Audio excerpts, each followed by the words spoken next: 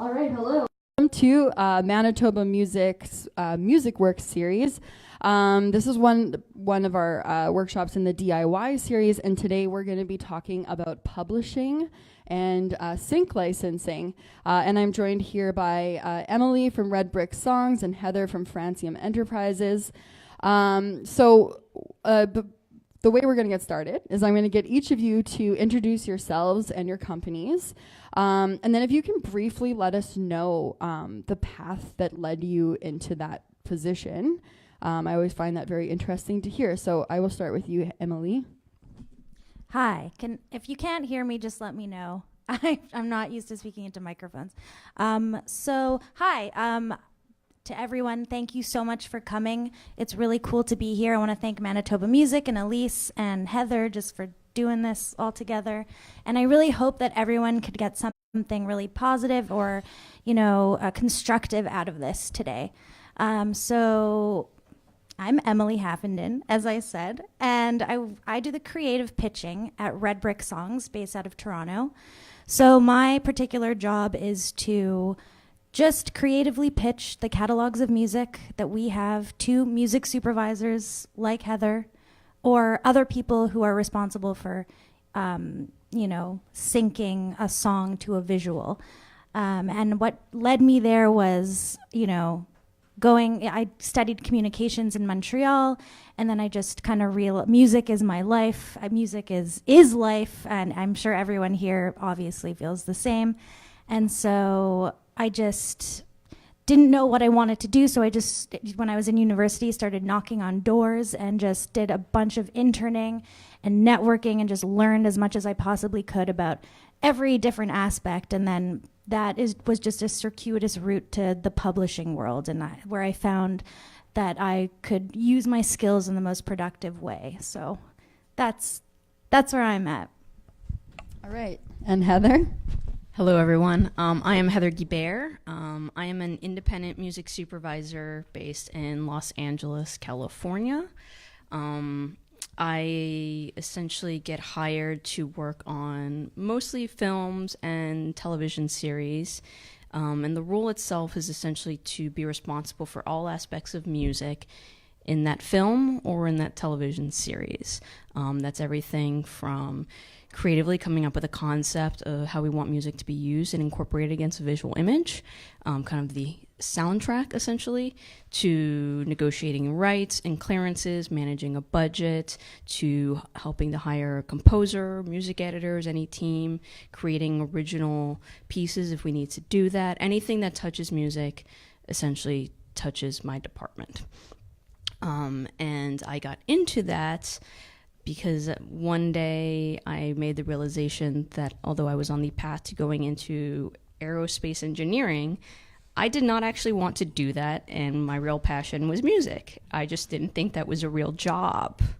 And the day that I realized that there are actual jobs in music, I kind of realized that was the best fit for me. So that was while I was a senior in high school, having to make the decision of where to go to university. So I very quickly deviated from the path I was on and ended up going to University of Southern California, aka USC.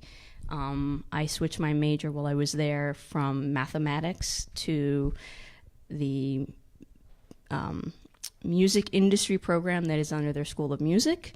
And at that point realized the more I learned about music and the music business, the more that I loved it and realized it was the right fit for me.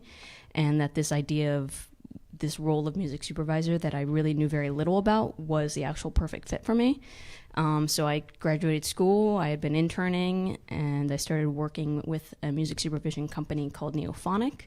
I spent 9 years there until almost 5 years ago when I left to go independent. And that was my path. Cool. I was at Neophonic once for like a sync mission thing a few years ago. So excellent. I got a mug from there. I wish I took a mug on my way out, I'll be honest. So does the math skills come in handy when you're working those budgets? I'll tell you, it definitely helps my Excel spreadsheet skills. No kidding. That stuff makes me melt down. That's one of those things where a lot of times people see the job of music supervisor, and what you don't realize is that you do need to be an expert at spreadsheets and managing money. That so much of it is more that than the creative. That's super interesting. All right, I'm going to start with Emily here. Can you explain a little bit about what a music publisher does, sort of your day-to-day work, and maybe like the benefits of having a publisher working for you as a writer or an artist? Sure. Okay, so the main role of a music publisher is to ensure that you're getting your royalties, either as a songwriter or songwriter/artist. Those royalties include performance royalties, so anytime you hear your music being played on the radio or in a mall, publishers making sure you're getting paid for that. There's mechanical royalties, they're also rights, but mechanical royalties, which is from streaming or downloading, or when anyone's purchasing your music. And then there's, which I think is, I'm obviously going to say it's the biggest part, because this is where what I do at Red Brick is the sync royalties, which is anytime your music is put to a visual. They're making sure you're getting paid for that. And a huge benefit of being with the publisher is that you have somebody actively music to all kinds of productions. It's an extremely time-consuming job, and as an artist or songwriter or both, you're already focusing on so many other things. It's really cool to have, you know.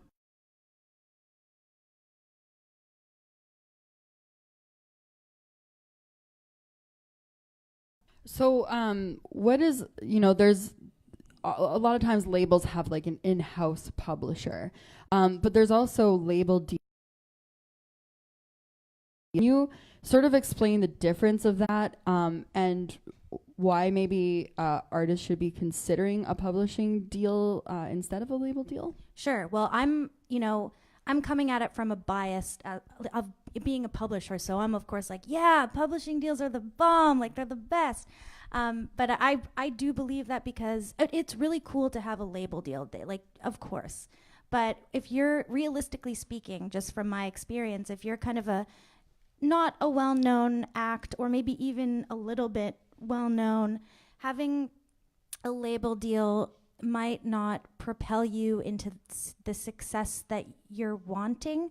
They can, though. It's just from my experience of watching this happen. And when you have a label deal, you have financial support for things like marketing and touring and physical merch and things like that. A publisher helps you, with your songwriting and developing those things, and they help with your royalties and getting you syncs. So the money is going towards sending you to. We just had a songwriter that did a camp in Costa Rica and wrote with amazing people from around the world, and the money goes towards things like that. And also just having potential syncs. Like if you land an ad, you can make a lot of money. Also, in my experience, labels tend to take more of a percentage, and it's hard to recoup. A publisher takes less, and at least Red Brick really, really, really cares so much about the music and about the artist, and we're fighting for you. We're not looking to, we're obviously looking to make money off of you, but not in a way that necessarily a label would. But it also depends on your individual needs as an artist. So it's kind of hard. This is just my opinion, but whatever works for you. Another thing is that luckily in Canada, there are a lot of grants. So you can apply to so many grants, Factor, SoCan, it's extensive to do it, but you can use that money for your marketing and your publicity, things that a label might give you. So that's my stance on it. Yeah, and I suppose if you have a publisher on board that is, helpful to it makes for a strong grant application for the marketing side. And also just to touch on, you said label/publisher. That's cool too. I used to work at a label/publisher, and that was great. But it also can help having two separate entities representing your music in different ways, just kind of more exposure. So. Yeah, and I guess it's interesting because of the way that music consumption has changed, and people are purchasing less physical, and a lot of it is streaming and online. and like satellite radio. And so to have your works properly registered, that is a full-time job, correct? Yes. Yeah. So having a publisher on board, that would yeah. actually put more money in your pocket just to have those songs Yeah. properly registered. Absolutely. So is it like, how do you get a publishing deal? Is that like easier than getting a label deal, or They're both really hard. It's really hard to do anything in the music industry.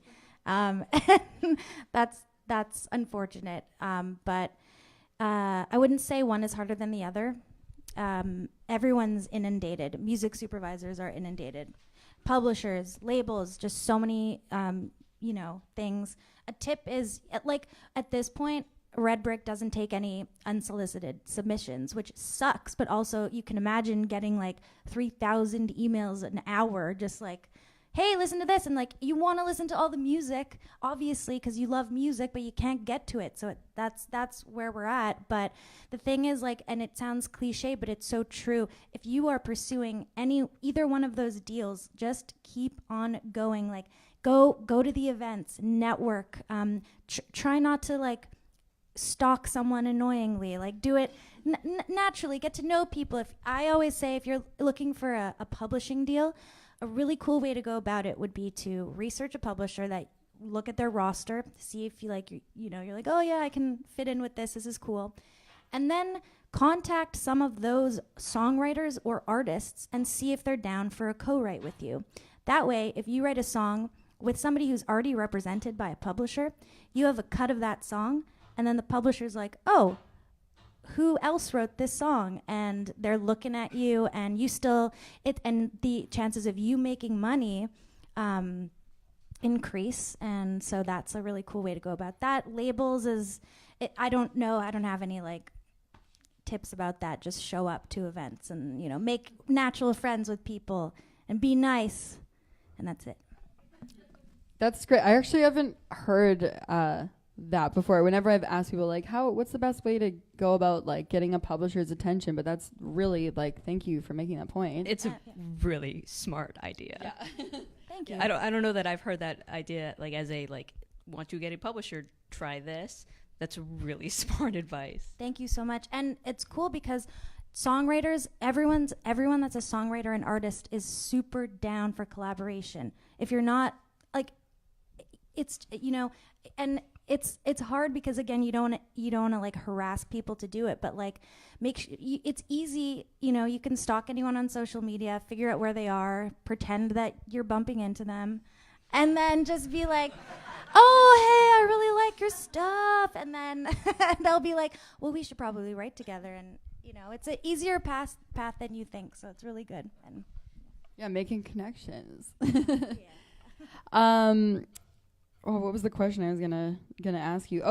Yeah, I just wanted to ask, like, so an artist can have a publishing deal and like that will become part of your catalog. But what does it mean when you sign like a songwriter? Like maybe that they're not making a full album and releasing it as an artist, but they're just a writer. What do they do for you? The same thing, essentially. It's just, and I'm going to be honest with you, it's tougher if you're just a songwriter. And we were talking about this yesterday. It's that just simply because if you're an artist, you know that your songs always have a home. You always have someone to perform those songs. It's you, and that's really cool. And it can be challenging to get other people to sing your songs, but then again, it's about pairing up and like writing a great song and collaborating with a top liner or things like that. So like we have a lot of people on the roster. Majority are artists and songwriters, but we have like more than a handful of really strong songwriters that we represent, who we put in rooms with our artists and like come out with incredible songs and do extremely well with sync. So it's not impossible, and does that answer the question? Yeah. Okay. Yeah, cool. it does. And then as far as having a catalog of music, like of artist music, is there a cap amount that you, or are you just like, oh yeah, it's good, let's add it because this just gives us more to work with? That's a thrilling and scary question because as a publisher, you're constantly wanting to add things to your roster. But like, for example, Red Brick has direct signings, about 20 or so. And then we represent 60 catalogs internationally that have catalogs within their catalogs. And it's like, we want to make sure that everything is heard and is like, we don't want to miss any opportunities. So yeah, a publisher is ever expanding, but then it could get to a point where it's slowing down, or a year has passed or 3 years, because an admin deal is usually 3 years, 3 to 5 years, and if it's not working out, or we maybe drop a couple people, then we look at adding some more. But I guess the short answer would be ever expanding, because we're always interested in cool music and something that's special that we think we could work with and really help. Okay, cool.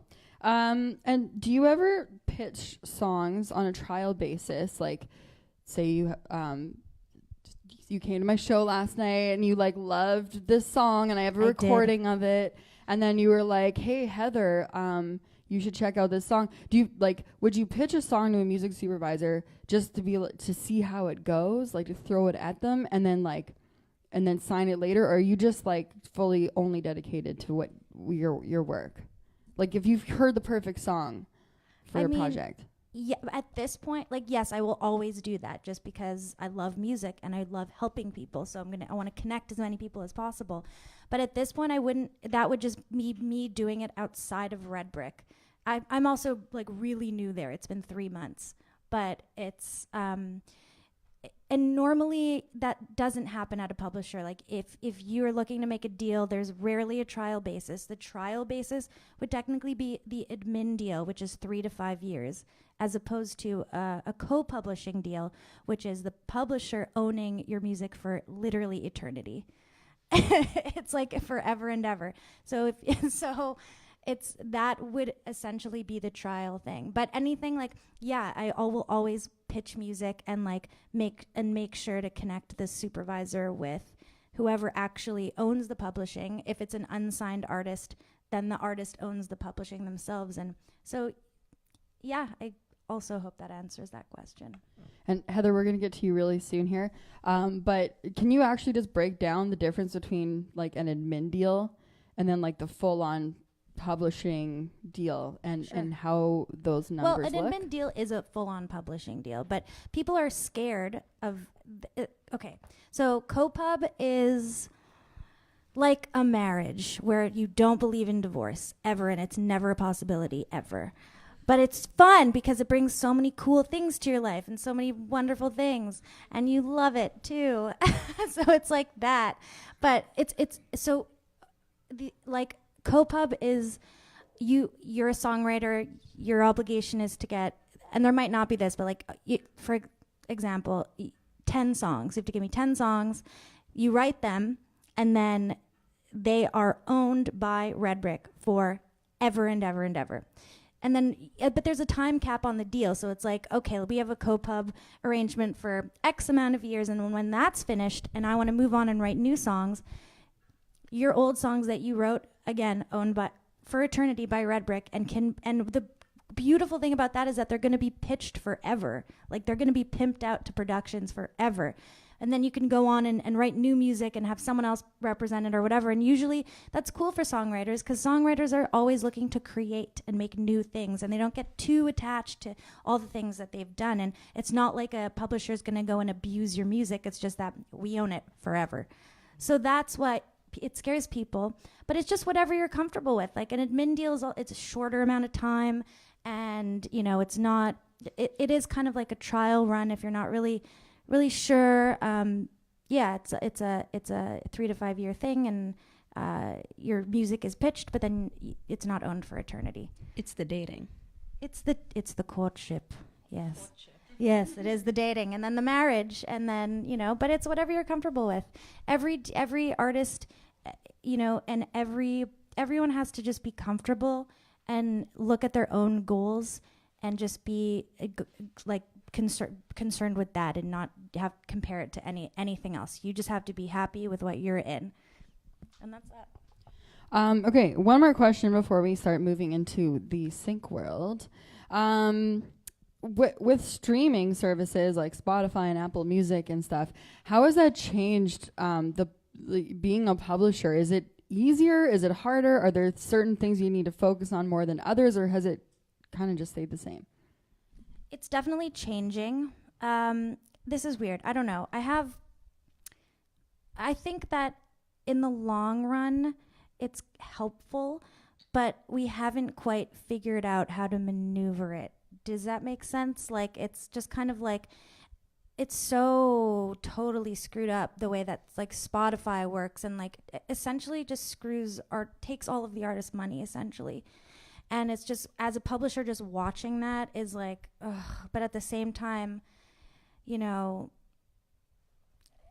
it's great because it's convenient and cool, and your music is exposed to so many people. So I don't really know. I don't have an answer. I don't know how it's going. We'll have to see what happens. There should be more. I just think there should be more of a social media aspect to Spotify. I'm getting into my like own ideas here. I'm like, I think they should do this and that, and then I'll own the company. It'll be great. But I don't know. I think for now it's okay, and you can still make money from it, and it's yeah, we'll just see where it goes. I don't really know where to. Yeah. And there's one more thing I wanted to address. Sure. That doesn't have to do with this. That was on the question list. But it was the difference between a publisher and a sync agent. And I want to talk about this. So, publisher is what I explained. Sync agent is essentially a broker who's going to take more of your money from you, like, for sure. But again, it depends on what you're looking for. And if you're comfortable with a broker that's just like pimping out your music to productions, that's cool. But they take a higher percentage, and they also don't make sure that your other royalties are collected. It's only the sync royalties that they're looking to do, and they're going to take more money. But I know some really cool sync agents, so it's just depending on what you want. But obviously I'm going to say that as a publisher. So a sync agent, essentially, they still pitch the music to the supervisor in the same way. They're not registering you for all the royalties across the board, and they will take a higher percentage off of the placement and the sync royalties. It's just the the placement, and my brain.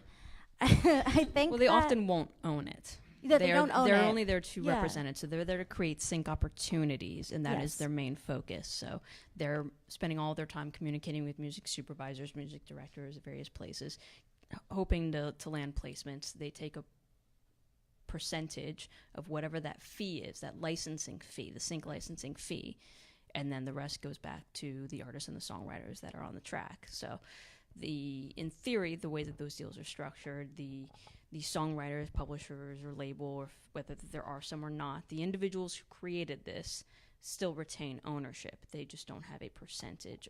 They give away a percentage of the licensing fee to the sync agent. Yes. But those sync agents are not collecting your performance royalties. They're not tracking down mechanicals. They're not trying to put you in a room with other co-writers necessarily. Mm-hmm. Their job is to create sync opportunities. And if you're just interested in that, then that could be a great arrangement. So. Yeah. And that can lead to publishing deals and label deals. Exactly. Success in sync. Right. So this is actually like a nice segue to you, Heather. And actually, that's maybe a good question to just address now is like, do you work more with sync agents or more with publishers, or is that fairly even? Like for you as a music supervisor, what do you find? For me, I wouldn't be able to put a number on whether I work more with sync agents, dedicated sync agents, or with labels or publishers. The answer is I work with all of them. And at publishing companies and labels, generally they have departments that specialize in sync. So someone like Emily specializes in sync. So she is at a music publisher, but she is a person I go to at Red Brick specifically for sync opportunities, whereas there are other folks at Red Brick that handle the other stuff. So I go to various publishing companies, like especially all the majors, have entire departments and teams that work specifically in sync. Those are the folks I deal with. I don't deal with their A&R so much. I don't deal with their mechanicals departments. I deal specifically with the sync sides and labels and publishers, and obviously sync companies. The broker's kind of in the middle. So to me, it's kind of all the same. I'm dealing with people who specialize generally in sync, and those are the people I go to communicate these opportunities and then do the deals. So as a music supervisor, what is, we all know that you place like songs with films and TV shows and commercials, but what does your day-to-day look like? Can you walk us through like an average work day of yours? It's a lot more boring than people think, I'll tell you that much. Well, that's what I think we need to hear, maybe. And at least for me, there are certain supervisor rules where it depends, especially on media, but I would imagine people think I'm listening, like actively listening to music 24/7, and that is unfortunately not true. There is a considerable amount of time that is just answering emails, writing emails, reading emails. Just literally my time is spent in front of a computer for way longer than I would like it to be. Or nowadays my phone, which is basically a computer. So it's a lot. There's a lot more. The importance of communication, I'd say, just as a whole in the music business, and certainly I find in my job, is incredibly important. The written and verbal communication of going back and forth on emails with people, whether that's with the producers and directors and editors and the teams that I'm directly working with and essentially for, in addition to the labels and the sync agents and contracts and negotiating all of that. There's a lot of just communication, and with that comes politics. And knowing when you're getting the email or a conversation or whatever you're having with a director on a film, and we want this, and this, I need to find the right words to say, that's not the best idea, or yes, that's a great idea, or what if we tried this instead? So much is managing these lines and trying to communicate other ideas, or being like, that is a wonderful idea that you have. Unfortunately, the budget that we have does not allow us to use that music. What if I give you other opportunities of things that are like that, but will not cost as much? So there's a lot of just that kind of conversation, which has nothing to do with my actual listening to the music yet. So much of emails, so many phone calls. There are tons of in-person meetings, conference calls. I was on one right before this. So there's a lot of this kind of more boring stuff. Then there's putting paperwork together, putting clearance requests, watching episodes or watching films, analyzing every little moment that's going on and saying, oh, what if we put music here? What if we took music out of here? What exactly is in here? Can I get the answer on what exactly that is? So you're watching them without any music sometimes going on at all? It depends. Sometimes you get an episode or a film, whatever it is, that has music in it. Sometimes it doesn't. Usually there's music in it, but there might be places where there isn't and you think there should be. Or you're trying to figure out exactly what the music that is currently in the temporary music that they're using is. So you're watching that and breaking it down, saying, oh, I really like that. What is that? I want us to make sure that we're using that. Researching the ownership, the label, the publishers, all the songwriters, everyone that's involved, who I would need to go to license it. Managing my spreadsheets. Keeping everything very, very organized. Organization is incredibly important. Tracking numbers, making sure that I have 100% on the publishing side taken care of, 100% on the master side taken care of and accounted for. The 3% writers are always going to get in the way. So many 3%s out there, guys. So many missing, hard to find 3% writers. That's by the way, just as a publisher, you want to keep the music supervisors informed and remind them of cool things in your catalog. And one that I'm going to send out soon is small percentages that we own, 3% of this song and 2% of that song, so that she knows that that's us. So don't worry. Don't worry, you got it. We got your 3% right here.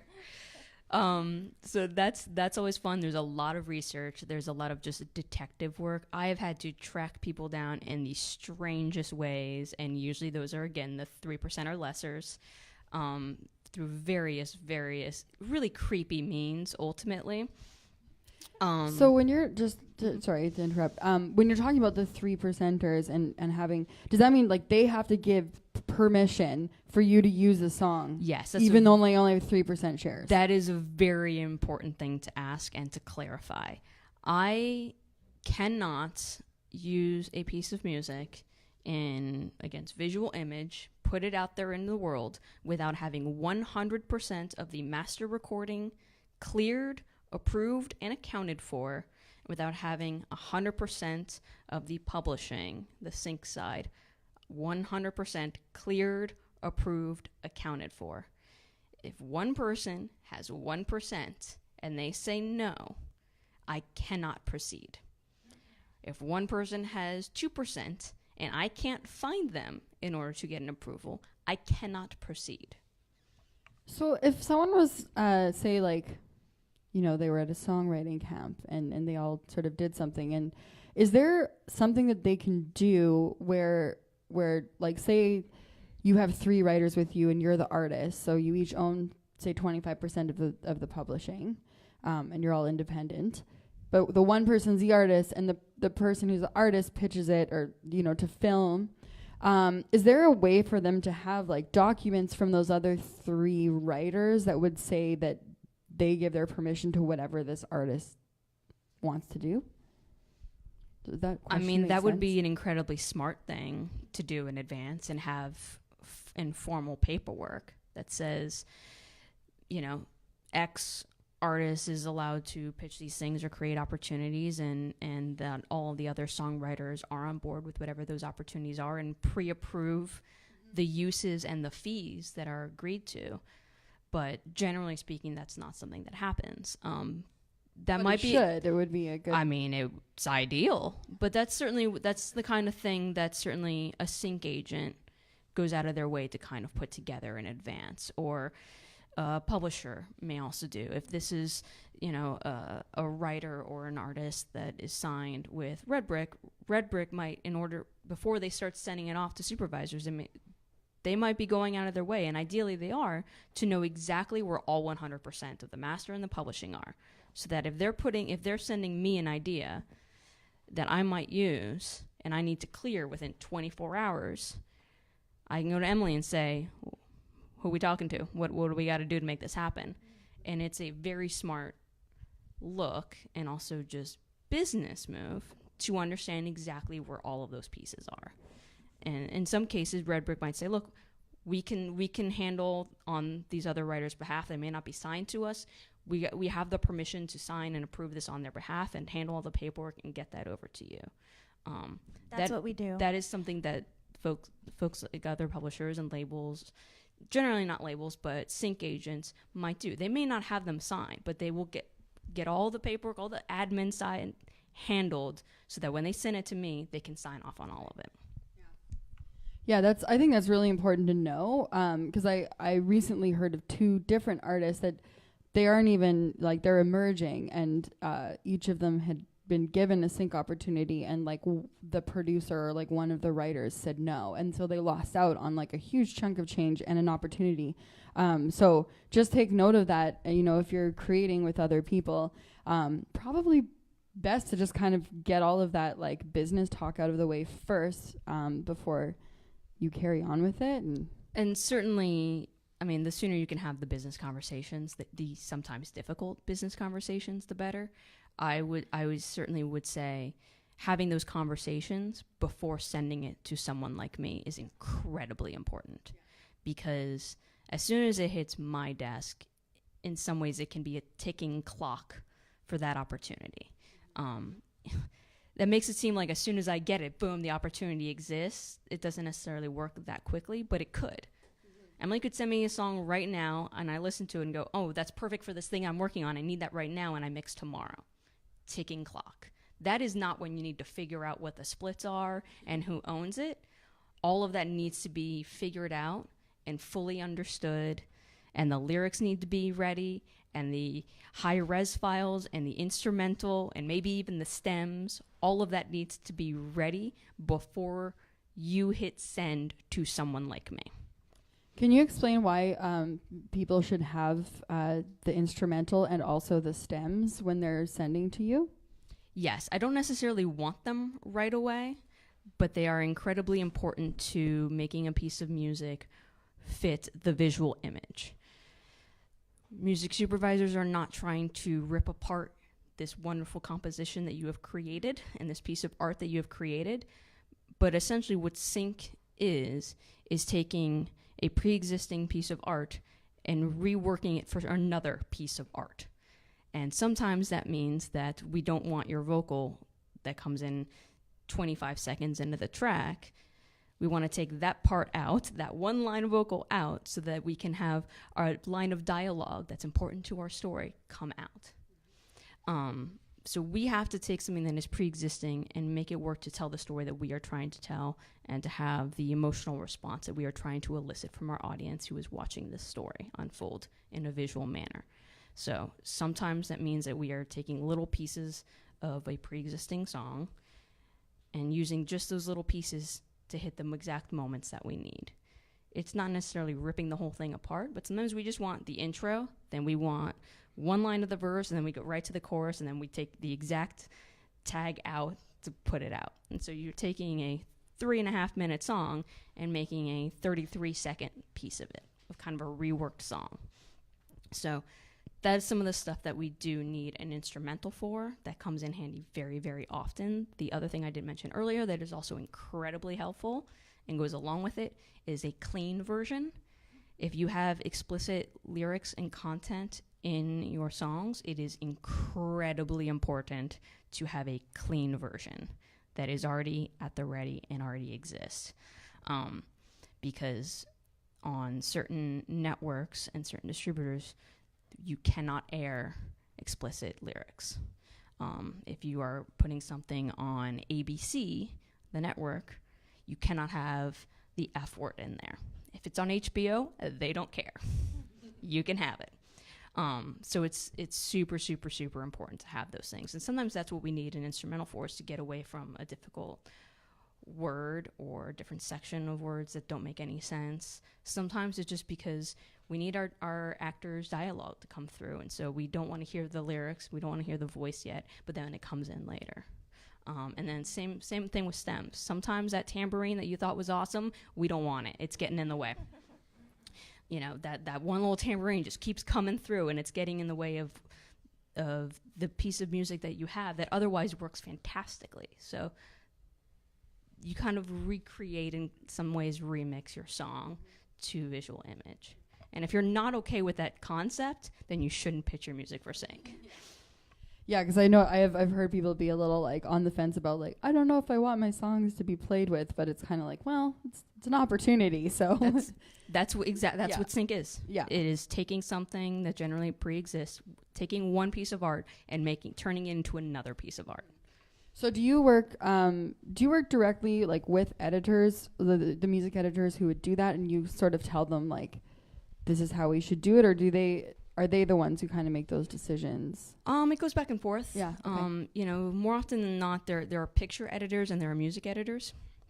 And so usually the early phases you're working directly with picture editors, or you give them 5 ideas for a scene, and the picture editor plugs it in and makes it work, and you're going back and forth. And sometimes I'm saying, okay, start it right here. Like, this is the part of the song that I think we should use. And sometimes you're just sending the songs and you're letting them do what they need to do. Different picture editors are more comfortable with music than others. So sometimes it's really helpful for me to give them exact advice of like, this is the part of the song that I think works. The rest of it doesn't, but just this part. So start here and there. And others, they'll figure it out. They can kind of try a little piece of this, a little piece of that to make it fit what it needs to fit. The music editors generally come in after locked picture. So once the visuals are locked, every scene, every little bit is locked, the music is still in flux. So generally after that, a professional music editor, that's what they do all day. They work with the composers, they work with the music supervisors. They will get in and they will recut what the picture editor has already done if you're keeping that piece of music, or they will cut a new piece of music that has been provided to them to make it work. And they can clean some of this stuff up that maybe a picture editor who is not a professional music editor, they can make some changes that fit in a more musical manner, like making sure that the time and everything remains on beat. Very important. Okay, so this is I've just kind of noticed, I guess, in the last 5 years or whatever, maybe longer. I don't know. I'm not going to age myself here. But music supervisors have become this like the god of music. Like anytime I go to a music conference, it's like, oh, I'll meet the music supervisors, and like, yeah, music supervisors, and I think there's this sort of like, common, idea that music's like, you get your music to the music supervisor, and they're the ones who make the final decision, and like they're sort of the gatekeeper between like your song and a Netflix series. Is that true? Is that true? Or is it like if I'm on Sorry, your I thought radar, there was another. I thought you were like, is that true? Is it true that you're the gatekeeper? Or I guess my question is like, what are the steps? What are the actual steps to getting it on? Is it you just being like, this is a perfect song, take it, and they're like, for sure, I'm going to put it on that, no questions asked? God, I wish. I'll start by saying, as you can see, I am just a human being made of flesh and bones, like the rest of you. There is no mystique or aura about me that makes me any more special. So I'll start by saying that we are just people who do a job. But the bigger question is, are we gatekeepers? The short answer is yes, we are a gatekeeper. There are many gatekeepers. We are one of them. And I don't say that in any like, I am a powerful person way. I'm merely saying, yes, my job is to take music and put it in against visual. I am someone that has that capacity, so yes, I am a keeper of one of those gates. The sometimes more important part is, do I get to decide what is used? And that answer is a very large no. My job is not to pick the songs. Very often I see this in anytime there's like interviews or articles, and lately there has been a lot more of that stuff. There's been a lot more attention to what this job is, but 9 times out of 10 they get it wrong. I am not a song picker. I do not choose the music. Music supervisors do not choose the music that is used in visual media. We would love to. That's not our job. Our job is generally to provide opportunities, is to provide options. And we work for other people who get to make those selections. So in the case of film, that is very often the director. But sometimes it's not even just one person. It is multiple people who have to decide which piece of music is going to make it into the final cut. In television, you're usually working with several producers or sometimes just a showrunner. But still, it is a lot of people who are part of that decision-making process. And the music supervisor is one of many people involved in that process. The picture editor has a lot of say. The writers, whether that's a script writer, the writers in film, writers in TV, they can have a lot of say. The many producers can have a lot of say. The studio that's behind it can have a say. The network that is distributing it, or in film, the distributor can have a say. Sometimes the actors have a say. In trailers especially, there's a whole group of people that it all has to go through. There can be anywhere from one other person to rooms of people that can be involved and get to say yes. Very, very, very rarely does someone turn to the music supervisor and say, so which one are we using? You get to pick. And usually when those moments happen, it is the thing that you don't hear at all, that is so buried in the background that you get to make the call because no one else cares. So it's less of a powerful position of picking the song. It's the like, yeah, just put in something that works. Move on to the next. So our job, again, is to work in conjunction with our teams, to collaborate with them and to find the thing that works best, and then they choose. And then we have to get those things clear to make sure that they're on budget and all the little pieces in between. So we are a gatekeeper in the sense that we do provide those opportunities, and we are a vessel to continue to have the music moved along in the process. And if we don't like something, then we're not going to put it forward. Or if we've had problems with this label or publisher or writer before, we're probably not going to put it forward. I asked that question because I remember when I did go to LA for this like sync mission to meet with music supervisors. There was a music supervisor who said that they had like gone and pitched like, 5 different songs for this one scene, and then they did all this work, and then suddenly the director was like, oh, actually, my nephew's band has this song and I'm just going to put that in. And they were like, oh, just did all this work. That happens more than you'd like to know. Yeah. Actually, if you really want to know who the most powerful people in Hollywood are, it is a producer or director's young child. The 7-year-old daughter, the 10-year-old son, that's who's really running Hollywood. Because the number of times I've had someone walk in the room and say, this is my daughter's favorite song, we're using it. It's like, okay, let me get that for you. I don't get to say that is a horrible idea. Or why? It's just, yes, sir, yes, ma'am. On it. So that's who's really running the show. But that kind of stuff happens all the time. Someone else has an idea, and whether that's a picture writer, whether it's a writer, whether it's a producer or director, their idea will always trump mine, because ultimately they're the ones that are higher up, that it's their project. If you're the director and it's your movie and that's what you want, my job is to do that for you, because that is what I am hired to do. So if you want my opinion, I will give it. If you don't want my opinion, I will not. Right. So then if they came to you with like a different idea, basically your job is to just clear that, done, and work all the numbers. Essentially. Yeah. I mean, there's more nuance to it for sure, because if their idea is going to be outside of the realm of our budget, then it is important for me to make them aware of that. And they may say, okay, it's going to cost us a lot. I would still like you to clear it so we have a number, and I would still like to make that happen. My job is to then do what I can to get the song cleared for the best price I can negotiate, and then have them reevaluate. There are a lot of decisions that are made more for financial reasons than creative, and we'll probably get into that in a bit, but spoiler alert, if like the budget that you have, the financial restrictions that you have, is generally the higher priority than the creative. First is how much money do you have for a spot, for a project, and then it's now let's find the creative that best suits that budget.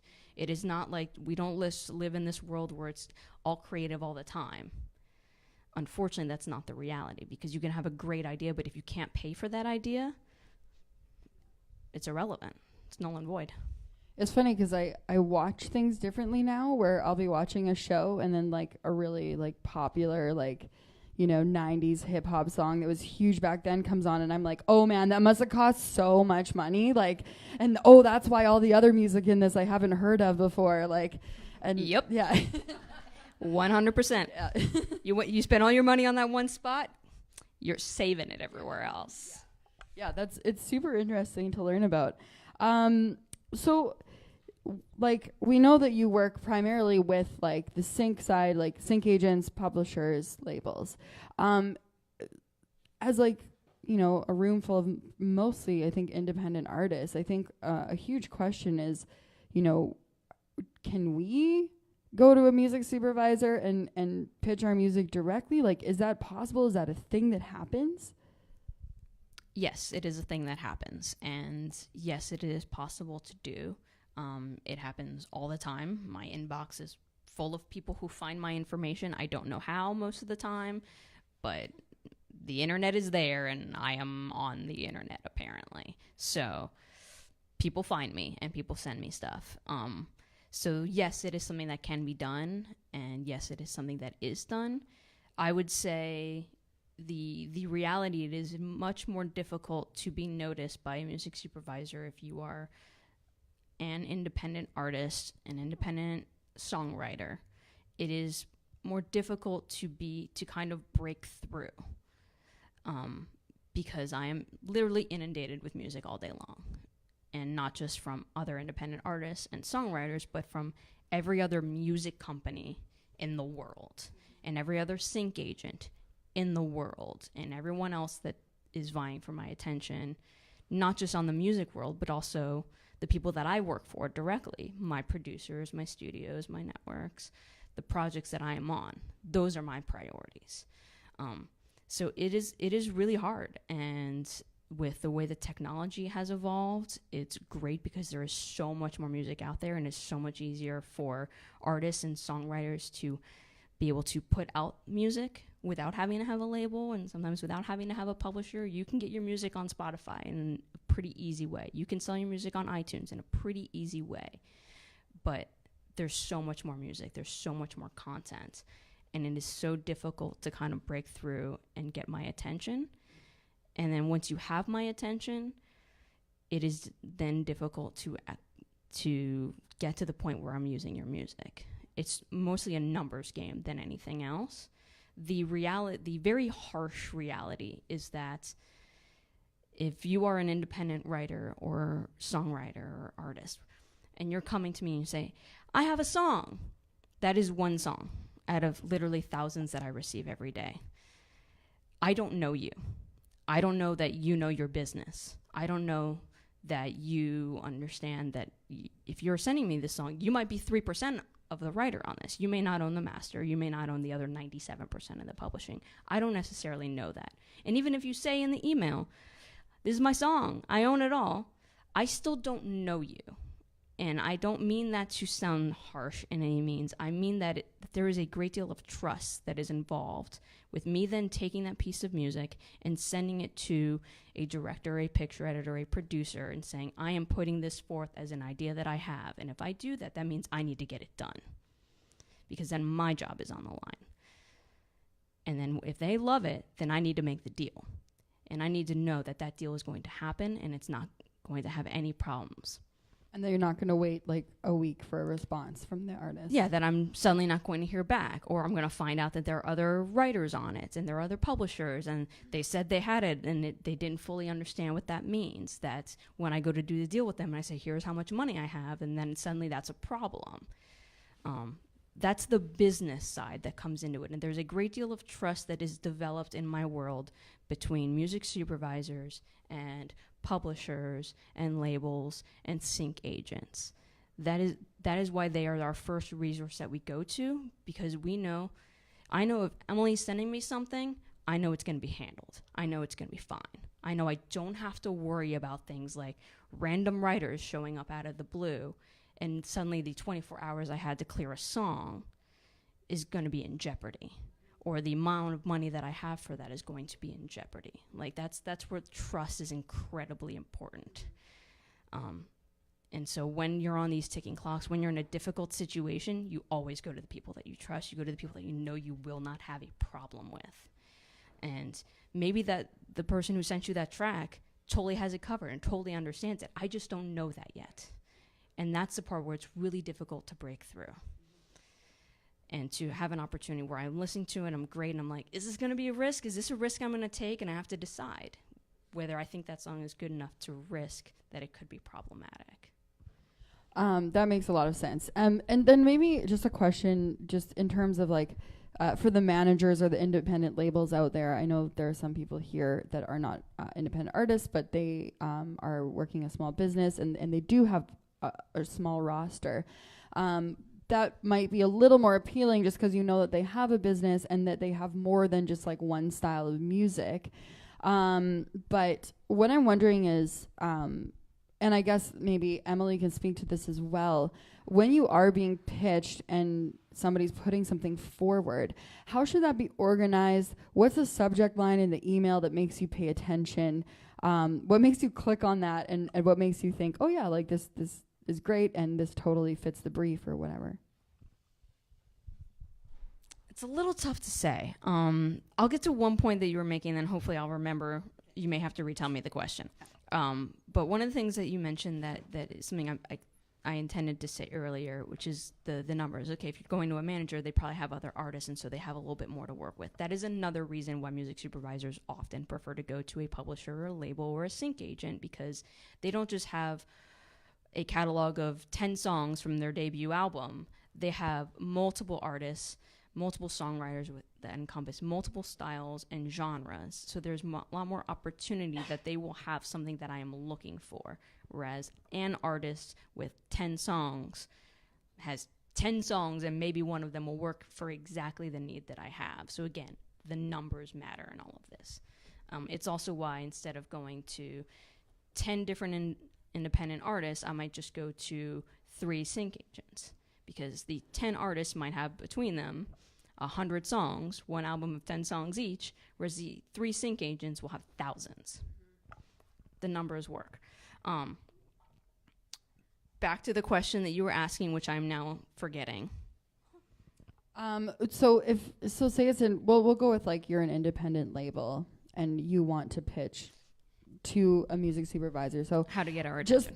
Just for people who are just like starting out and want to know a little bit more about how that should be organized. How do they send the link? What do they put in the subject line? What do you like to see?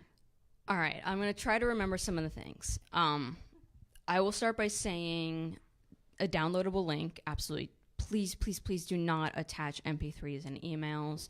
Do not attach high-res files. This also applies for if you're sending your music to a publisher. Just all these guidelines she was about to say.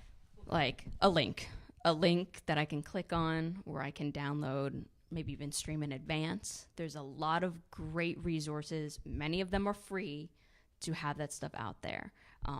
Box.com is fantastic. Dropbox is great. There's, you send it's not you send it anymore, but there's Disco. Disco is a huge one right now that's been blowing up. There's tons of ways. They're very easy to provide a downloadable link to a publisher or a music supervisor.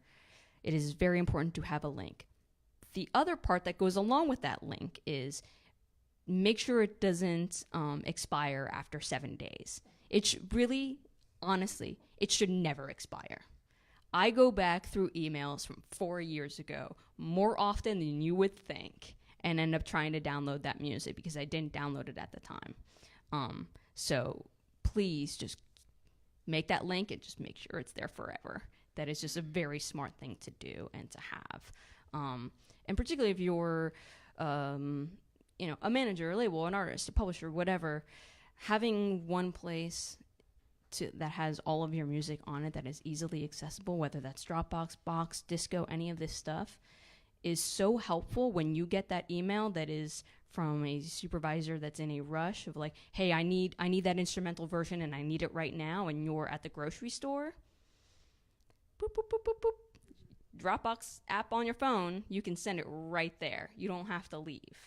Having that stuff where it's just sitting in a cloud-based system, it's so great and so convenient, and so many people send me music when I need a file on a Saturday because it's easily accessible and they don't have to leave where they are to do it if it's on one of these kinds of platforms. So that's the link.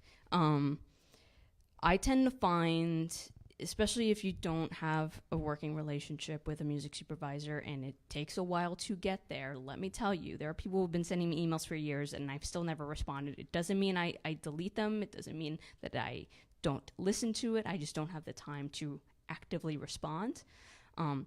But it is important to, one, not demand someone else's time and not to come off as if you are demanding their time. It's surprising how many times I receive emails from people who are specifically saying, hey, here's my song, what do you think? It is not my job to tell you what I think of your song. It is not my job to give you my thoughts on your recording, your songwriting ability. That is not my job. I do not work for you. If that's your publisher that you're sending it to, they can give you their thoughts. That's part of their job. My job is not to do that. My job is not to give you feedback on every single one of your tracks. So not demanding their time and then insisting in all of your follow-ups that I respond to tell you what my thoughts are.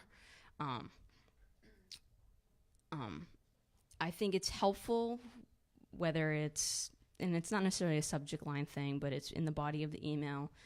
It doesn't need to be a 5-paragraph list of how you wrote the song and why and all of this. Just short and sweet is very good.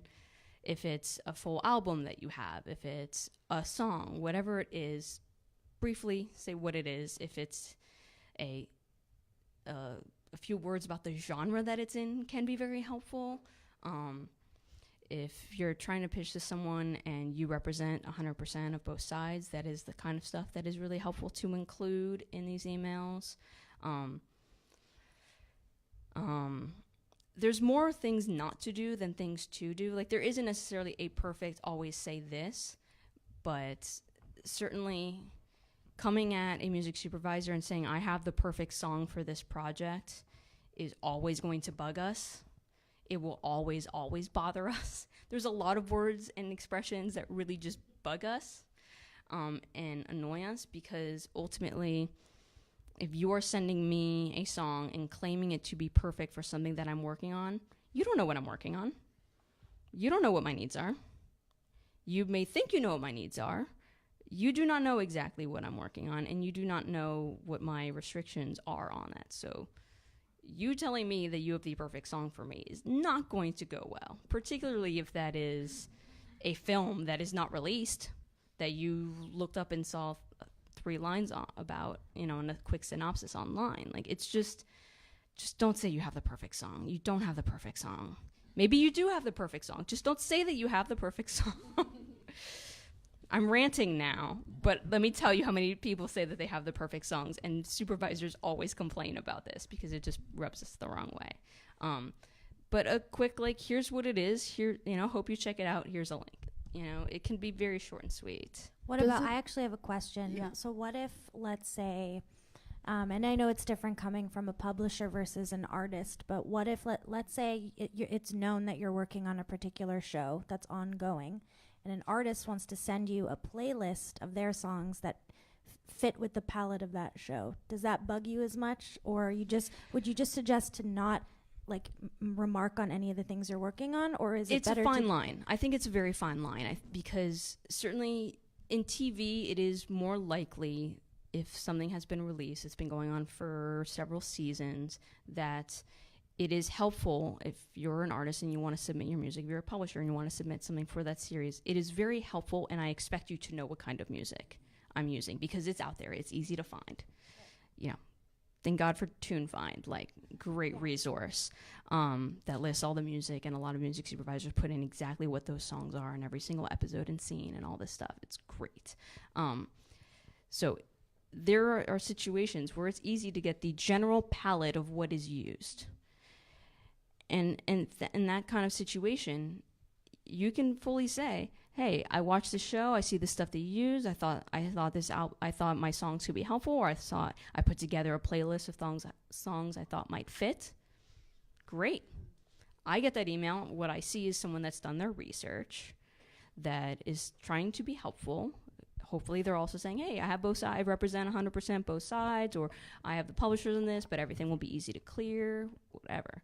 That is helpful, but that is not the same thing as, I have the perfect thing for you. Let me solve your problems today. And it comes with the nuance of the approach.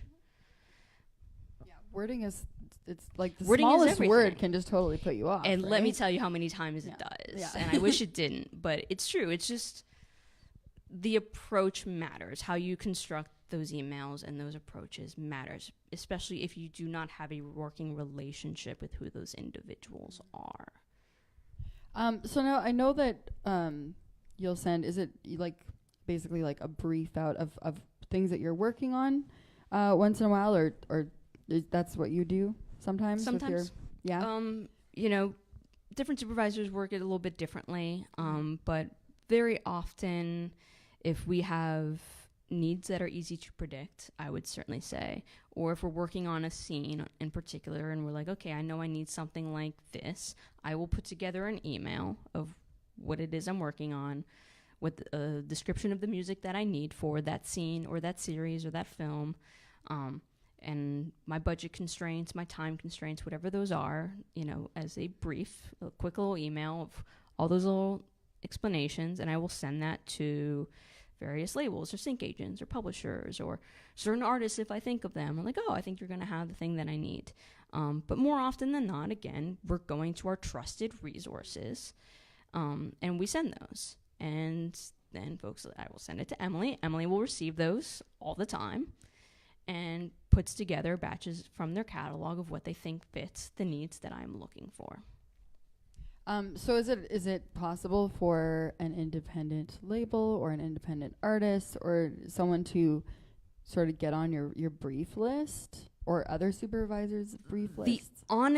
Yes. The short answer is yes. The more accurate answer is most of us don't actually have a list. I wish I had a list. It's just more like who you're thinking about. Yeah, at the time. It's so much more off the cuff than I also receive a lot of emails. They're like, oh, add me to your list. And I'm like, that's great. I wish I had a list. I don't have a list. And if I had a list, it would be a very long list, ultimately, because it would be every single label and publisher and sync agent and every great artist or songwriter that I meet that I'm like, oh, they're cool. They had some good stuff. But again, going to what I keep, the part that I keep going back to, the numbers game. If I sent a brief to everyone on this list that doesn't exist, let's say that's 400 people on this list, which I could easily have a list of 400 different people and companies, if not more, probably more if I really kept a good list.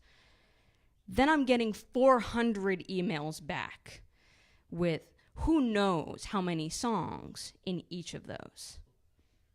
Do you guys have time to go through all those emails? Because I don't have time to go through all those emails. So the numbers game comes back into play. If I am working on one very specific scene with one specific time and budgetary constraint, then I'm going to go to 5 to 10 different individuals or companies that I think are most likely to have exactly what I need. And that's not going to be all of my favorite companies.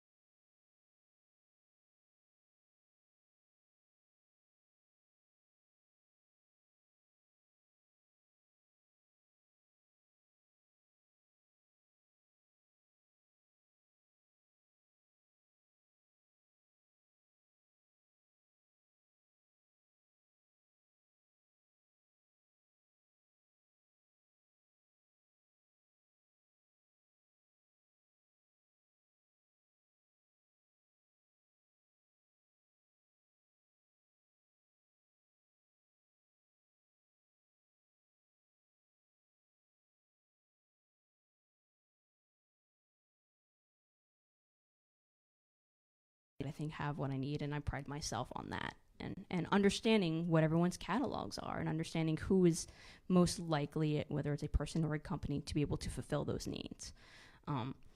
Some folks put stuff on social, there are supervisors who do it all the time, and that's their choice to go on to tweet or Facebook or something and be like, hey, this is what I'm looking for. Help, send me your ideas. And if that's a system that works for them, that's great. I tend not to do that. But I'm also more of a control freak in all aspects of my life. At least you can admit it, right? That is the first step. Yeah. So I guess this is a question for both of you. Is it important to, even as an artist, like when you're pitching to a publisher or as a publisher pitching to a music supervisor, is it important to have tags as to the mood of the song, and the subject and what it conveys? When you're sending it, is that something you look for specifically? I mean, I will say this, which definitely answers your question right now, and also kind of goes into a question that you said earlier that I never really got to. But when I'm looking for some especially random stuff, or if I'm working on a Sunday afternoon and something comes up on one of my projects and I need to hurry up and work on it because this does happen.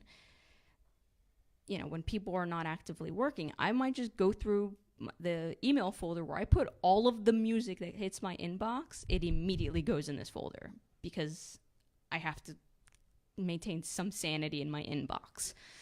And I as soon as music comes in, it's like, here's a brand new album from this person. Here's the new releases from Sony, whatever it is. Boom, it goes in my music to download folder. And there are thousands of these emails in this folder that I have not gotten to. And some of them I will never get to. Hopefully, most of them I will. But I go into if I'm in a pinch, I go into that folder and I'm like, all right, I need country music. Let's see what happens when I write country into my search. So having certain words in the body or subject line of an email is really helpful. Just be like, here's my song and a link isn't super, super helpful. But if it's like, here's a new pop song, here's a new pop rock, here's a new hip hop song, like having just really simple keywords like that explain to me what it is that is in there before I click on it is super, super helpful. And even sounds like these artists or in the style of these other artists, also really important. A lot of, I don't know if you see this, a lot of artists don't necessarily want to say, oh, my music sounds like this other artist because they're very protective of their craft, and I get it. It's really helpful for me if I know that your songs are kind of like the Killers, okay? It just is.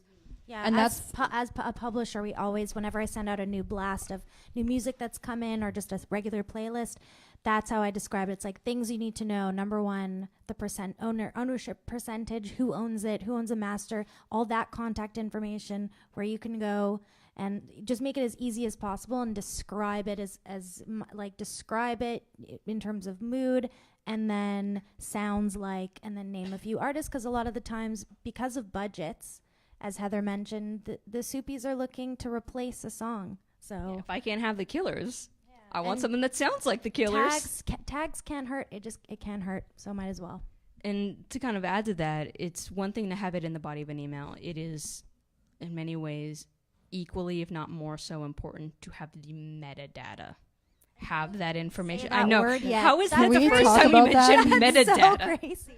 Can you we just break broke a that down record for like everybody? extending the amount of time a panel exists without the word metadata being spoken. Whoa. Can you talk a little bit about metadata and like A, what that is for people who don't know, and B, what to include in it, and C, why it's so important? Sure. Metadata is the specific song details of whatever program you're using. You should be able to open up the specific info of a song, and that's where you have to have everything, as much information as possible, to make it as easy for the person who's placing it or pitching it or whatever. It's it's percentage ownership or publishing percentage. Song title, the artist, the year, the genre, like everything, even sounds like contact information. Contact info, obviously huge. So important. And not just a name, but like email, phone number, percentages. And it's one thing, I think, especially if you're an artist sending it versus a company sending it. A company can get away with a little bit less as far as like the contact information.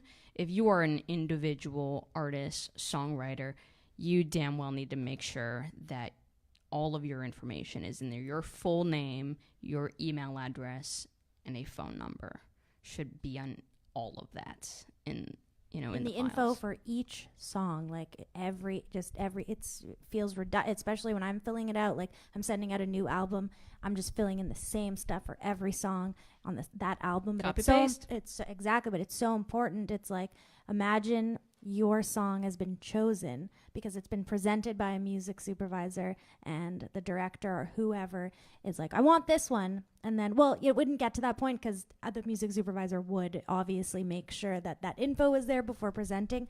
But imagine even Heather's listening to a song and then she checks the metadata and there's no contact information. Next. Done. Yep, that happens.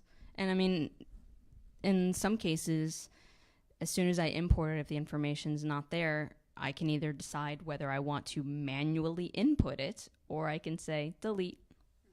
And if something comes up as track 1, and no artist name, no other information, like I don't have time for that. Is what it is. I don't have time to manually input all the information unless I'm absolutely over the moon obsessed with it. I'm like, this is the thing. Then I will probably manually input it because I want to make it happen. But you're waiting for too many stars to align if you want that to happen. You want to make everything as easy as possible for either the publishing company that you are sending your music to or your music supervisors that you are sending your music to, because if you make it difficult, you are losing an opportunity that may or may not even exist yet. Like the money part may not exist yet. You're not getting a chance to get to the gate at that point.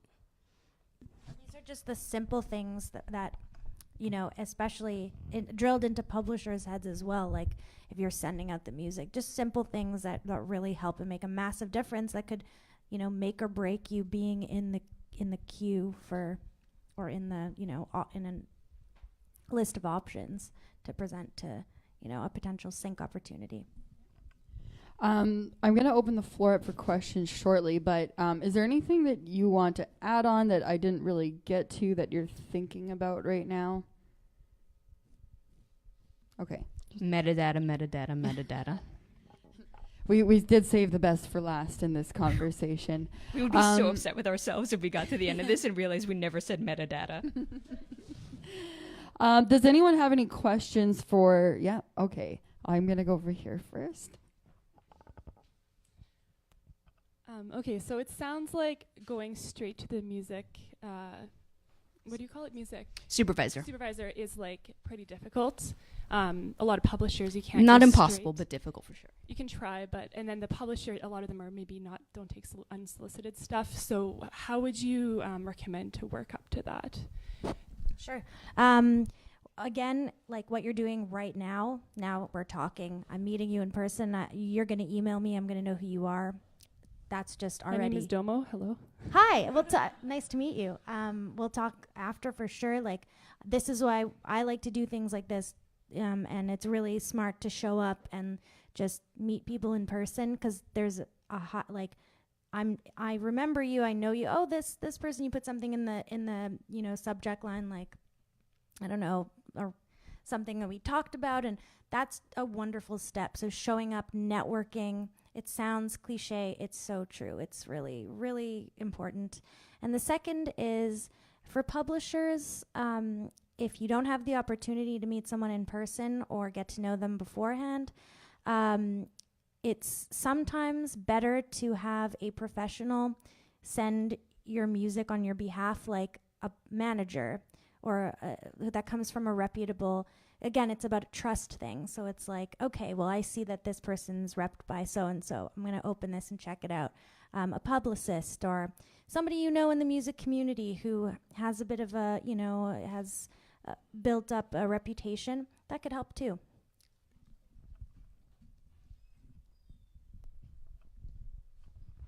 Hi. So you say that you usually own. Do you mean you own 100% of the song? How does the artist make money? That's what I'm wondering. Good question. It depends. Every deal is different, but it depends on. Let's say you could own your publishing share. You can own 100% of it, and I would just be pitching it on your. So with a co-pub deal, I would be pitching your music. We would own it. And it's a percentage-based thing. It would be most of the publishing revenue would go to you, and we would just take a percentage of what the fee, what was earned. Yeah. Sure. So when you say you own it, I can't pitch it, or you just like. It depends if you have usually not. Usually, no, we own it and we're pitching it.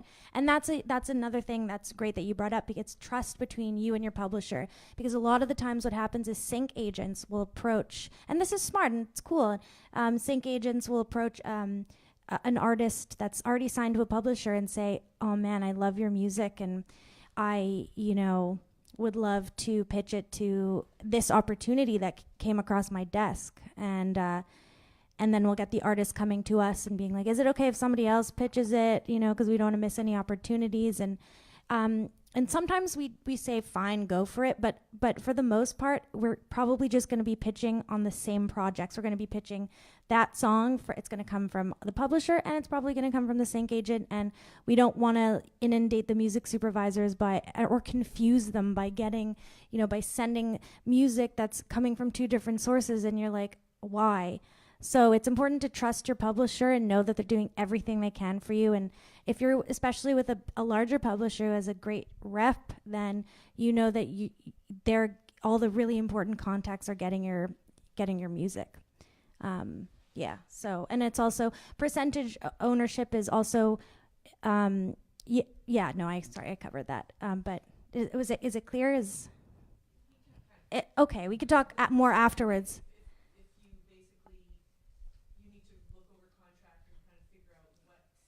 Exactly. And just exactly. It's all in the fine print. It is the details and just make sure that you're entering a relationship where you feel comfortable. And there's so many different kinds of arrangements or whatever, but it comes down to that the trust, the relationship, and whether or not you feel comfortable with the arrangement. Okay, we have one more question back here. This is a very specific question about when you're talking about wanting to receive music and then the stems and then things may be kind of moved around. And like, granted that someone isn't so precious with their work, is there like an extent to how you will manipulate the music once you receive it? For instance, let's say we're talking about a song that doesn't have lyrics, right? So it's like very experimental, electronic, where the mix is like very much of the song. Is there a way, like, that's just kind of where my question's coming from, is like, is there an approach to like keep not just the integrity of the music, but like really, I understand it can be recontextualized for film, but that for especially electronic music, that it's not going to be messed with to the extent that you don't even realize what you're listening to, you know what I'm saying? Or is that kind of like, oh, it's sent to you, so like we're using this? It could range anywhere from we don't touch it at all, it's perfect, we just drop it in and it plays linearly from start to finish, from the point A to the point B that we want within the song, to getting stems and reworking the mix, taking elements off, like in some ways completely reworking the song. In film and television, you usually have a bit less of that, the like fully just jacking the song up. Where you see a lot more of that is actually in trailers. Trailers, they very often are the ones that are really working with stems and have a much higher need for stems to rework, recontextualize. You know, they'll add overlays on things. They will really, in some ways, just fully remix the track. Okay, yeah, and sometimes exactly it's like scary that they're doing that, but sometimes it's really damn cool. But there's definitely a threshold of what you, an artist or songwriter, might be comfortable with them doing. And when they do something like that, they do have to get your approval for it. They can't just move forward and be like, yo, we totally messed up your song. We made it our own thing now. You're just going to say yes. You know, the way that the language itself is set up really is that we're using music in a linear fashion. So we can't take the outro and put it at the beginning and take the second chorus and then put that and then have the first verse and then go back to the first chorus. Like, we can't completely do that. We can rework a song in a linear fashion. Anything outside of that, we do need to make specific mention and have specific approval for. And if we're messing with your stems, we will ask for those, and we will ask for permission to do the things that we want to do. If it's hey, we just want to take the tambourine out, do you mind giving us some so we can take that, because basically the use is not going to happen if that tambourine is there, then you'll probably be much more comfortable with that.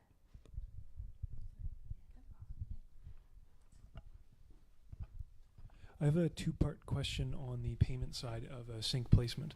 One, what is a range of fee that you would typically see or be dealing with for a specific sync placement? And part two, are there any kind of back-end royalties that will go through, let's say, the SOCAN performing rights channels from a specific placement, or is that all negotiated in the contract beforehand? Is it okay if I answer the second question before I answer the first? Are there any SOCAN specific royalties that are generated? Yes, absolutely. That is not something that's generally discussed within the context of the sync fee and the sync license.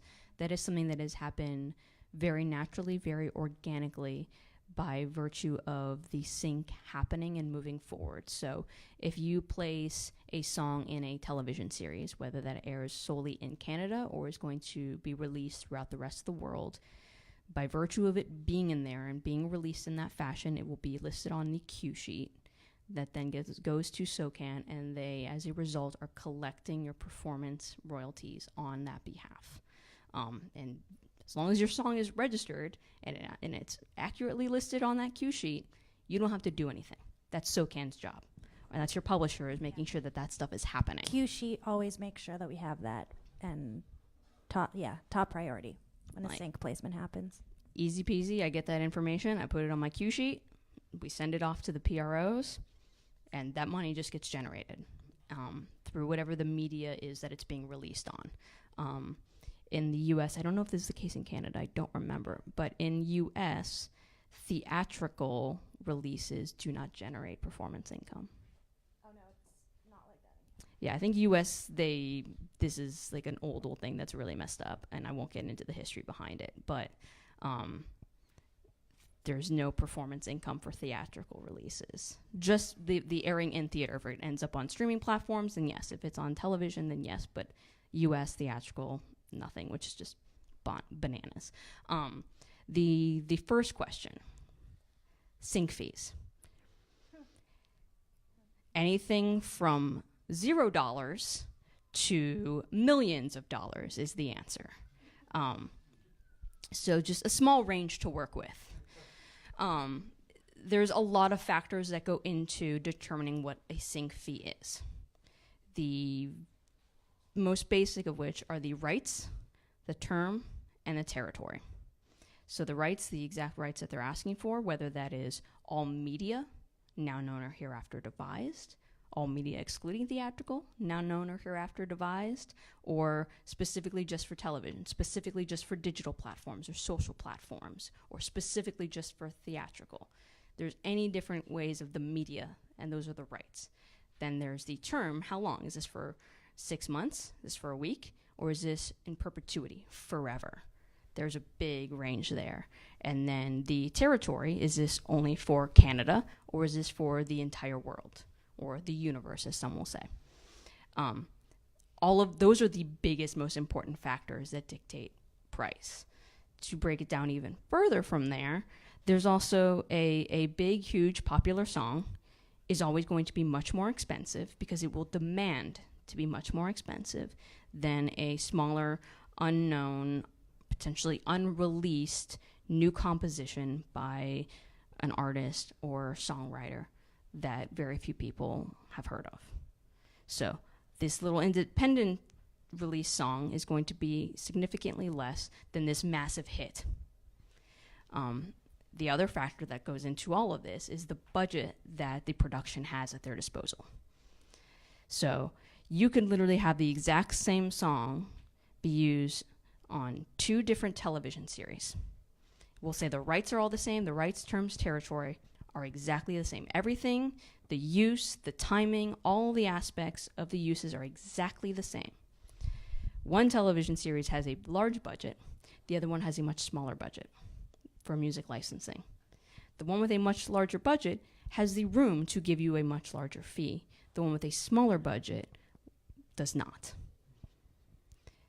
So they're going to do what is most appropriate for their project based on the budget that they have.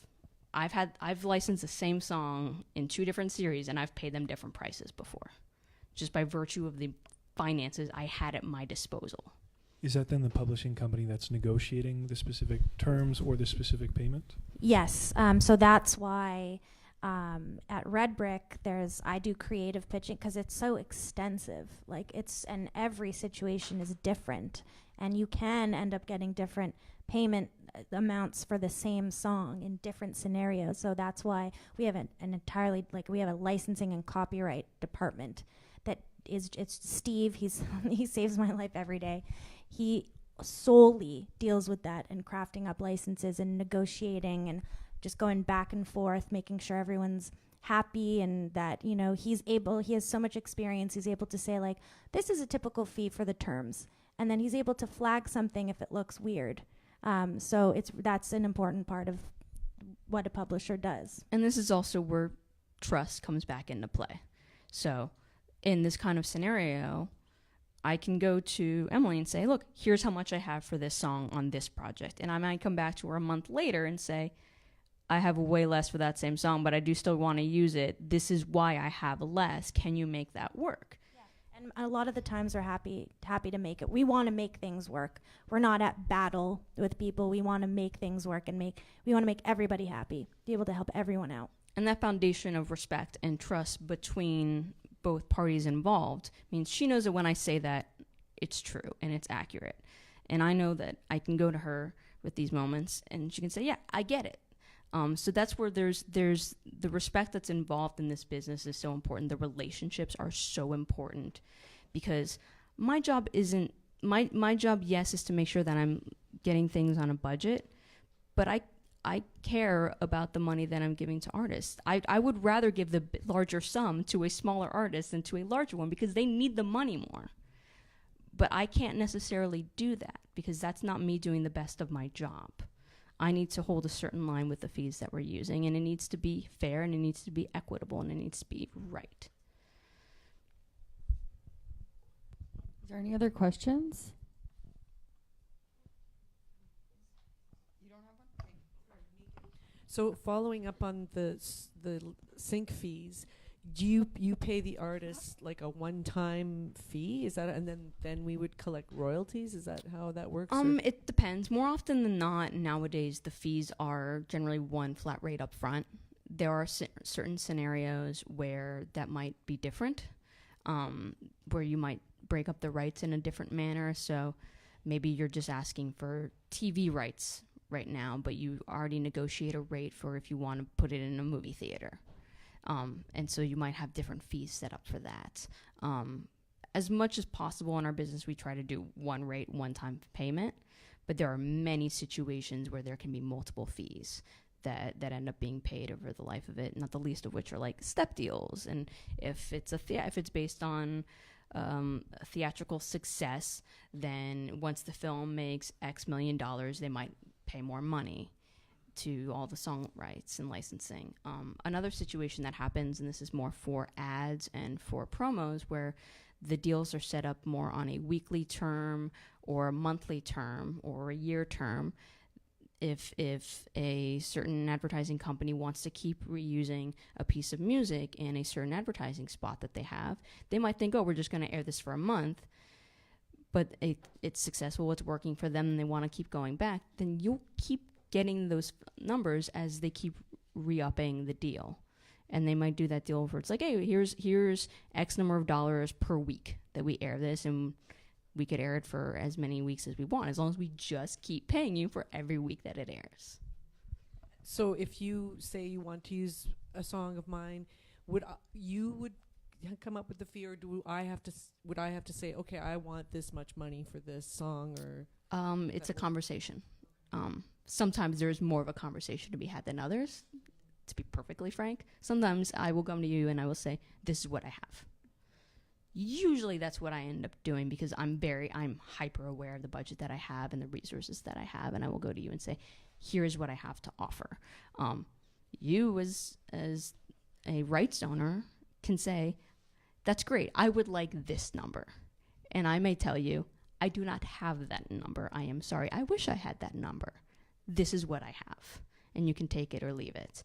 But that's negotiation. And there's a, some nuance to how that plays out. Sometimes I might just go to you and I don't say a number, and I'm just like, how much do you want for this? And if you come to me with a number that's insane, I might be like, I don't know if I can negotiate on this. I'm like, I was thinking more this amount, So there's there's some back and forth to be had there, and you may have a number in mind and I may have a different number in mind. Again, that's where a publisher that deals with a lot of this stuff, they're very helpful. It helps too with all the experience and us seeing all these different kinds of placements and opportunities. It helps to value your music, and we, want to value it in the most respectful way, where you're still getting opportunities and we're making things happen, but we'll never sell you short. So. All right. Well, that brings us to the end. I think this was awesome. Thank you so much for your insight and being so real and so honest and really breaking things down, because this is such an unknown world for so many of us. So you were the perfect speakers, and everybody give it up for Heather and Emily.